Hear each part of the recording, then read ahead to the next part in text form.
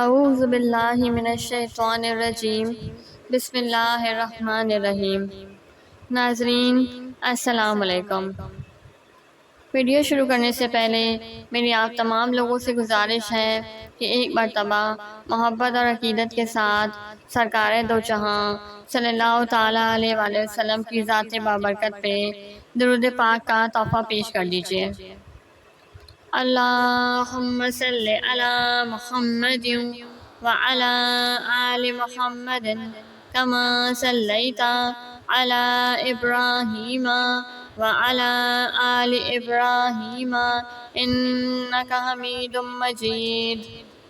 اللہم بارک علی محمد وعلی آل محمد کما بارکت علی ابراہیم وعلی آل ابراہیم انک حمید مجید۔ حضور صلی اللہ علیہ وآلہ وسلم اور مرغوب غذائیں۔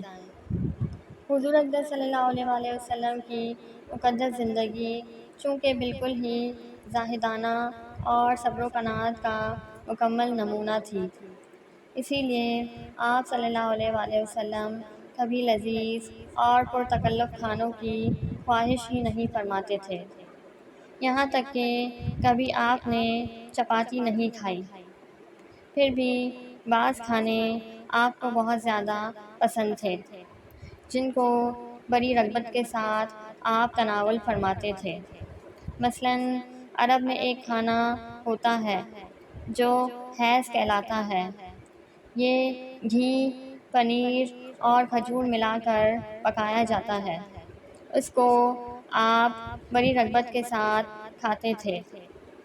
جو کی موٹی موٹی روٹیاں اکثر غذا میں استعمال فرماتے۔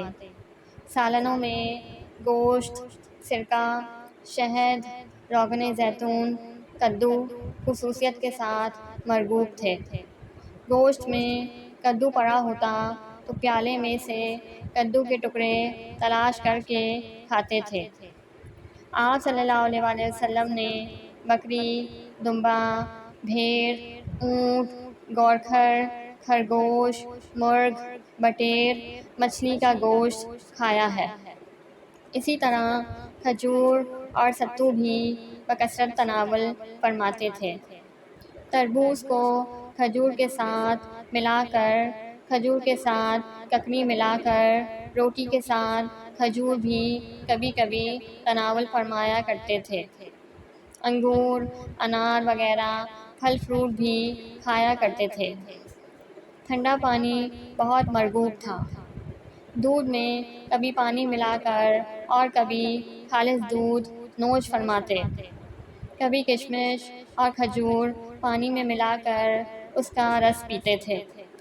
جو کچھ پیتے 3 سانس میں نوش فرماتے۔ ٹیبل یا میز پر کبھی کھانا تناول نہیں فرمایا۔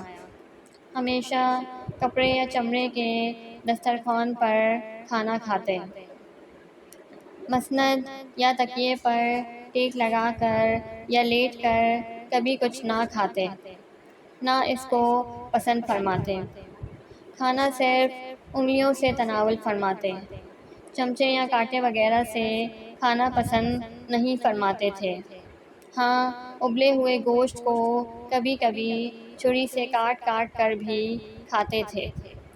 سبحان اللہ۔ وآخر دعوانا ان الحمد للہ رب العالمین۔